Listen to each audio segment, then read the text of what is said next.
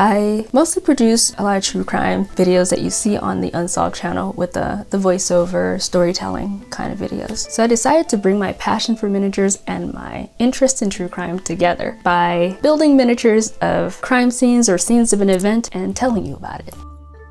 I became really interested in the H.H. Holmes Murder Mansion after learning a little bit more about him while I was producing a How They Were Caught episode on him. And I learned a lot about this architecture that he set out to design. So if you don't know who H.H. Holmes is, he's widely referred to as the nation's first known serial killer. He was born Herman Webster Mudgett, and he changed his name to H.H. Holmes when he moved to Chicago in 1886. And when he got there, he worked at a drugstore. Across the street from that was an empty lot. Holmes purchased this lot under a pseudonym. And the thing to note about Holmes is that not only was he a murderer, but he was also a con man. This building was massive. It took up almost an entire city block. The construction took quite a bit of time, and again, because he was a con man, he would hire and fire his builders constantly, claiming that he was unhappy with their work. One, so he didn't have to pay them. Secondly, in order to keep the true intention of this building a secret, he kept rotating out contractors to build this place. So it makes sense that a floor plan of the entire building would be difficult to find because Holmes is very secretive about this design for obvious reasons. So I built the H.H. Holmes Murder Mansion based on the little information that's out there, the second floor plan, the little details that we were able to gather with the help of the research team.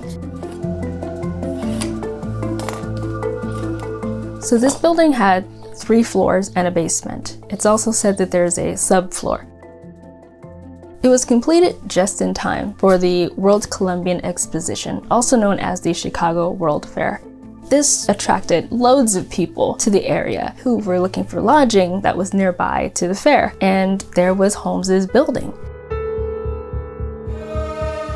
He was known to turn away male customers, even though most of his rooms were vacant. He turned them away because he simply wanted to fill this building with women. He even hired a lot of women to work for him. Though some of his victims were men, he mostly targeted young, beautiful women. He even had a lot of girlfriends, sadly, some of whom ended up becoming victims. Holmes was a very charming guy, and he was a young doctor. He attracted a lot of single women. Some of these people were unfamiliar already with the city and walked right into a trap, a literal trap. They had no idea that the building they walked into, they may never walk out of. And if you're somebody who is unfamiliar with this building, it would be very easy to get lost in this place, especially if you're being hunted by someone who is familiar with it.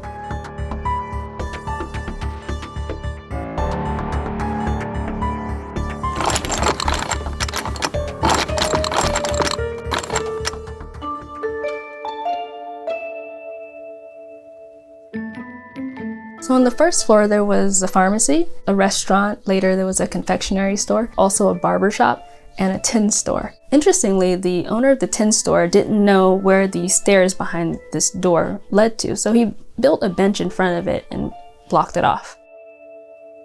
So the second floor is what kind of navigated my build, and I built everything based on what was supposedly there. It was filled with passageways and trap doors and chutes and just the strangest rooms and all these different contraptions, all somehow connected and ultimately led to the basement.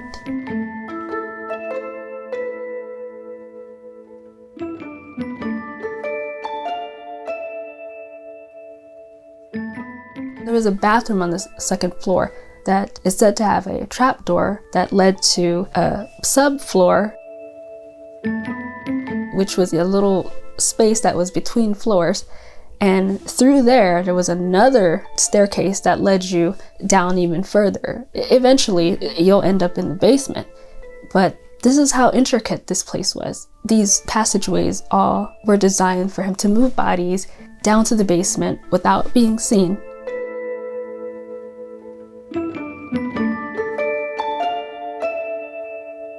Okay guys, we're at the H.H. Holmes Murder Mansion, and we're gonna take a look around this. see if it's haunted.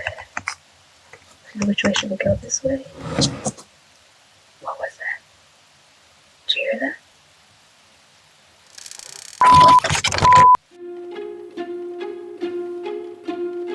Some of the secret features in the building were gas jets that were placed in different rooms that were controlled remotely by Holmes.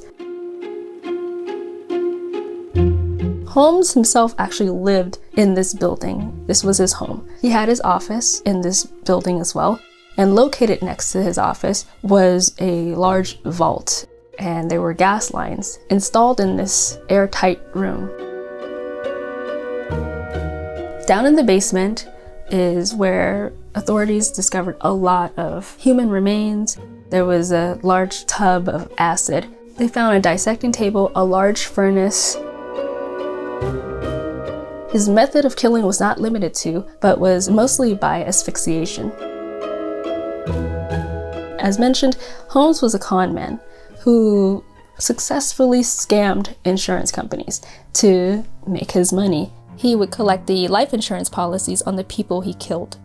This was one method of making money for him. The other was that the medical institution at the time, it wasn't very easy for them to obtain cadavers for medical research. And so there was like this black market, if you will, where grave diggers would sell corpses to medical institutions. Because this was kind of like on the low, they never really questioned where these bodies came from. They just wanted the bodies. Holmes knew about this, and this was another method of how he made his money. And it goes without question that some of his victims' bodies may have been a part of this exchange. Holmes was caught after a suspicious fire broke out in Philadelphia that left one of his co-conspirators dead. Holmes tried to claim the life insurance policy of his now deceased co-conspirator, which raised suspicion with the insurance company, who then investigated his claim, which eventually led to his arrest. H.H. Holmes was put on trial and was convicted for the murder of said co-conspirator, and he was sentenced to death. Holmes was hanged on May 7th, 1896. It's believed that he killed 10 people in the mansion, but in his confession when he was caught, he claimed to have murdered 27 people, although some people believe that the number is much higher. As for the building itself, it was demolished in 1938, and in its place is now an unassuming post office.